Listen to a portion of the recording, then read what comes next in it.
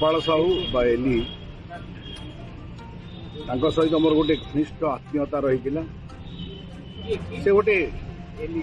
इच्छक मनीष थे स्पष्टवादी थे एवं सब बेले सहित मोर कथबार्ता हो सखा से मते कहे सखा मुझे कहि सखा तांकर वियोग यही अंचल कलाकार मान कला एक अपूरणीय क्षति अटे एवं एभली एक कलाकार जे कि दीर्घ 23 वर्ष धरी बरगड़ विश्व प्रसिद्ध धनुयात्रा कंस भूमिकार अभिनय करथिले एवं से कलिंग सम्राट विजु पट्टनायक को मध्य जोरिमाना करथिले तांको सहित तांकर पुत्र श्रीयुक्त नवीन पट्टनायक को मध्य से जोरिमाना करथिले तांकर पारिपार्श्विक परिस्थिति को नहीं कलार अभिनय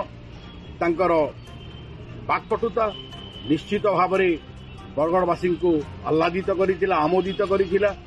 एक गुजब सृष्टि होता जे गोपाल साहू एली बिना बरगड़ विश्व प्रसिद्ध धनुयात्रा संभवपर नुहे किंतु एभली एक महान कलाकार वियोग आमर ये अंचल कलाकार मान एक अपूरणीय क्षति अटे